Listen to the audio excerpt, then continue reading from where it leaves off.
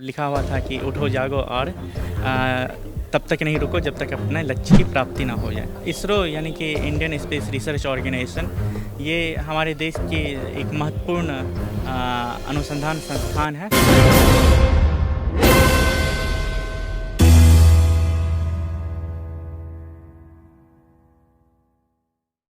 नमस्कार, मैं हूं मनीष। आप देख रहे हैं दी न्यूज़ 9X। दी न्यूज़ 9X में आप सभी का स्वागत है। आज मैं जिस शख्स के पास बैठा हूं, इनका नाम केशव कुमार है। आइए जानते हैं कि इन्होंने इसरो में कैसे अपना प्रवेश पाया। सबसे पहले केशव जी, आपने हमें समय दिया, इसके लिए शुक्रिया और हम आपका स्वागत करते हैं। हाँ, धन्यवाद इसके लिए। सबसे पहले एक जो नॉर्मली क्वेश्चन होता है कि बैकग्राउंड के बारे में बताइए। माता पिता जी क्या करते हैं और आप इस वक्त अभी इसरो में गए हैं, कैसा लग रहा है? मेरा नाम केशव कुमार है। मैं देवराज धनी पूर्णिया ज़िला का निवासी हूँ और मैं अभी इसरो में वैज्ञानिक साइंटिस्ट SC के पद पे चयनित हुआ हूँ। मेरे पापा का नाम श्री मिथिलेश कुमार सिंह है और माता कुंदन देवी। जो आपकी पढ़ाई कहाँ से हुई, ये ज़रूर बताइएगा। मेरे बचपन की पढ़ाई Deepa bright career public school से हुई है।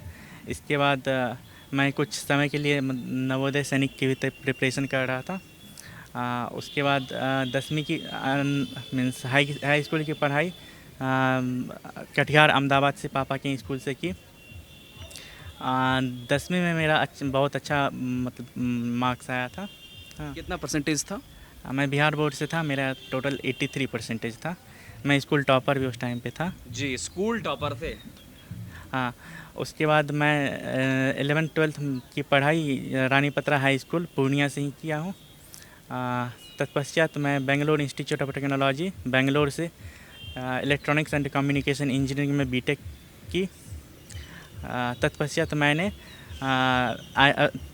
मीन्स अभी मैं IIT पटना से VLSI and embedded system design में मास्टर कर रहा हूँ। एक सवाल है, बिहार में जब कोई बच्चा इंजीनियर बनता है उसको लोग गधा कहते हैं, क्या आपके साथ ऐसा कुछ हुआ? नहीं, ये कह सकते हैं इंजीनियर ऐसा नहीं है। ये तो बहुत ही गलत अवधारणा है। अवधारणा नहीं, ये सामाजिक अवक्षेप है। हाँ, तो ये एक गलत धारणा आदमी के मन में है। इंजीनियर ही अभी देश के लिए बहुत कुछ कर रहे हैं। बहुत आगे देश को आगे बढ़ाने में इंजीनियर का बहुत अहम योगदान है, इसे नहीं भूला जा सकता है।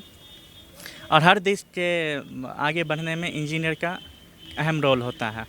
सो इंजीनियर, हाँ, ये कह सकते हैं कि इंजीनियर कुछ है, बहुत सारे कॉलेजेस खुल गए हैं जिसके कारण उस तरह की उच्च तकनीकी शिक्षा नहीं कुछ इंजीनियर्स को मिल पाती है। तो ये कुछ क्या कहा जा सकता है, लेकिन ऐसा नहीं है कि जो सभी इंजीनियर्स जो हैं सो वो हैं अच्छे हैं, इसी वजह से देश आगे बढ़ रहा है। अच्छा, आपका ट्रेड कौन सा था?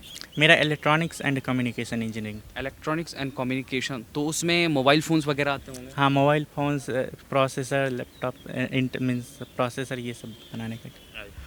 तो सबसे मज़ेदार सवाल ये है कि आपको प्रेरणा कहाँ से मिली कि एक साइंटिस्ट बनना चाहिए और इसरो में जाना चाहिए? हाँ, तो ये मेरा ये नहीं था, बचपन में जानता नहीं था कि साइंटिस्ट क्या होता नहीं होता है। तो बचपन से यही था कि इंजीनियर, मेरे एक भैया थे तो मतलब ऐसे ही दूर के भैया थे, तो उनसे ये पता चला कि वो इंजीनियर है, तो बहुत उनका नाम होता था। तो मैं भी सोचा कि मुझे भी इंजीनियर बनना है और उनसे पूछा तो उन्होंने बोला मैथ और साइंस अच्छा होना चाहिए अगर इंजीनियर बनना चाहता। तो उसमें थोड़ा सा इंटरेस्ट ऐसे भी था शुरू से ही, तो मैंने इंजीनियरिंग को ही ऑप्ट किया। और जब इंजीनियर बन गया तो तब जो है सो मैं 1 साल के लिए दिल्ली में प्रिपरेशन कर रहा था, गेट का प्रिपरेशन। तो उस दौरान मेरे कुछ दोस्त जो है सो मीन्स गेट के एग्ज़ाम के साथ साथ कुछ बहुत सारे जैसे DRDO बार की, इन सब में उन लोगों का चयन हुआ साइंटिस्ट के पद पे। तो उन लोगों को देख के ये लगा कि ये लोग मीन्स साइंटिस्ट बन सकते हैं। उन लोगों की क्वालिटी को देख के लगा कि मेरे अंदर भी उस तरह क्या है क्वालिटी। तो मुझे लगा कि मैं भी अगर तैयारी करूंगा तो मैं भी साइंटिस्ट बन सकता हूं। तो उन लोगों को, दोस्तों को ही देख के ये प्रेरणा आया। शुरू से नहीं था कि वैज्ञानिक ही बनना है, लेकिन जब उन लोगों को देखा तो लगा मैं कर सकता हूं। तो फिर मैंने तैयारी की और फाइनली अभी इसरो में साइंटिस्ट बना। कितने घंटे की पढ़ाई की? क्योंकि जब भी हम लोग मिलते हैं कोई कहता है 8 घंटे, कोई 7 घंटे। वास्तविकता बताइएगा हमारे दर्शकों को और उन छात्रों को जो इसरो की प्रिपरेशन को कर रहे हैं। आ, ऐसे कहते हैं घंटा ज़्यादा मैटर नहीं करता आप कितने घंटे पढ़ते हैं। हाँ, बात यह है आप उस घंटे में कितना ज़्यादा आउटपुट ला सकते हैं, ये ज़्यादा एफिशिएंसी मैटर करता है। हाँ, आप ये है कि कम से कम मिनिमम होना चाहिए कि हाँ आप ठीक ठाक अच्छे स्टूडेंट हैं, मिडिल एवरेज स्टूडेंट हैं, तो 6-7 घंटे आपको पढ़ना चाहिए। और कितना घंटे पढ़ते हैं ये तो अलग बात है। दूसरी ये है कि आप कंसिस्टेंसी मेंटेन कर पाते हैं कि नहीं, क्योंकि सक्सेस के लिए जो है ये घंटे के साथ साथ एक कंसिस्टेंसी होना बहुत ही अनिवार्य है। बिना कंसिस्टेंसी का आप मतलब आपका जो है सो सक्सेस थोड़ा लॉन्ग टर्म के लिए यानी टाइम पे ना मिलते, थोड़ा बाद में मिलेगा। इसलिए कंसिस्टेंसी जो है वो होना बहुत ज़्यादा ज़रूरी है। आप कंसिस्टेंटली 5-6 घंटे भी अगर पढ़ते हैं तो आपका जो लक्ष्य है आप उसको पा सकते हैं। अच्छा, कितने अटेम्प्ट में आपने इसरो को निकाला था? इसरो मेरा फर्स्ट अटैम्प्ट जब मैं कॉलेज में था तभी दिया था, तो उस टाइम पे मेरा रिटर्न नहीं हुआ था। इसके बाद दूसरा बार मैंने फॉर्म नहीं भर पाया था इसरो का किसी वजह से, और ये मेरा दूसरा अटैम्प्ट था इसरो में। अच्छा, पहली बार जब असफलता मिली तो घर वालों का क्या रिएक्शन था और मन में क्या था? ये ज़रूर जानना होता है हम लोगों को। बात यह है कि असफलता थी, लेकिन ये था कि मैं सभी तो घर वालों को डिसअपॉइंट नहीं करना चाहता था, तो वो असफलता को मैंने खुद हैंडल किया। और फिर उसके लिए फिर दोबारा जब आया तो उसमें मतलब अच्छे से मेहनत की और रिटर्न एग्ज़ाम क्लियर किया। रिटर्न के बाद इंटरव्यू के लिए थोड़ा अच्छी तरीके से प्रिपरेशन किया, तो फाइनली मैं इस कभी मन में हुआ कि आईआईटी नहीं हुआ, ऐसा कुछ? हाँ, जब 12th के बाद आईआईटी नहीं हुआ तो तभी थोड़ा बहुत ज़्यादा ही दुख हुआ था।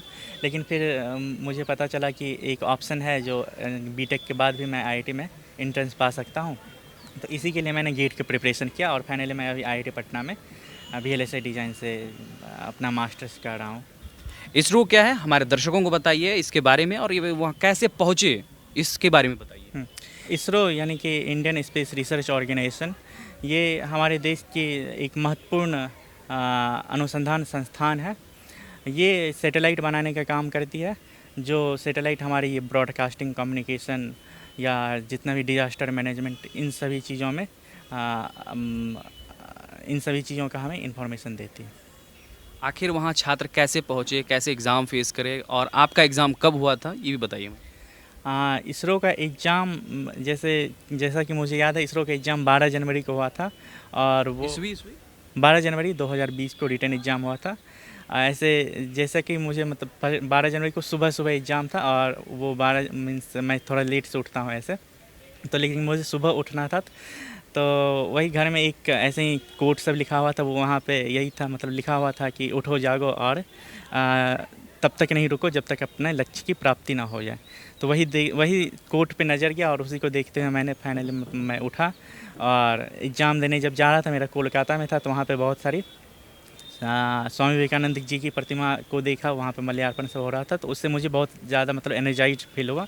क्योंकि एग्ज़ाम से पहले एक स्टूडेंट के मन में थोड़ा फियर रहता है, ये एग्ज़ाम देना है, एग्ज़ाम कैसा होगा नहीं होगा, थोड़ा अनसर्टेनिटी के कारण बच्चों के दिमाग में ये फियर रहता है। लेकिन जब ये रास्ते में जा रहे थे, बहुत सारे इधर उधर चीज़ अच्छे ये सब देखें, तो थोड़ा सा उन्हें मीन्स स्वामी विवेकानंद जी को देख के, मीन्स उनकी प्रतिमा को देख के बहुत ज़्यादा एनर्जाइज फील हुआ।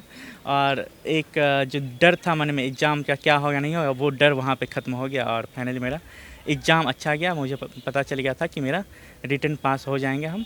इसके बाद जो है सो फिर इंटरव्यू के लिए अच्छे से प्रिपरेशन किया, और फाइनली इंटरव्यू भी मेरा क्रैक हो गया। आपकी सफलता में किन किन लोगों का योगदान है?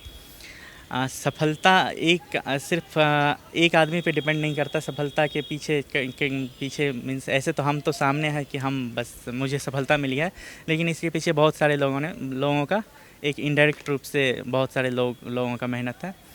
तो मेरे मम्मी पापा और मेरे मामा और मेरे जो भी गुरुजन हैं, अभी मैं IIT पटना में पढ़ रहा हूँ, तो वहाँ पे मेरे जो सर हैं प्रमोद तिवारी सर और जावर सिंह सर, इन सब ये सर जो भी सब्जेक्ट वहाँ पे पढ़ाएं, 2 सब्जेक्ट पढ़ाए थे, वो दोनों सब्जेक्ट इंटरव्यू में बहुत ज़्यादा हेल्प किया। तो ये और जो है मेरे अभी जो बेस में मतलब 10वीं जो मैं पढ़ रहा था, यहाँ पे संतोष कुमार सर और शिशिर सर, इन 2 लोगों का भी इन सभी लोगों का काफ़ी योगदान है।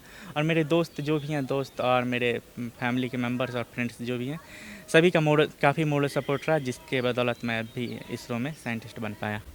बहुत बहुत धन्यवाद, आपने समय दिया।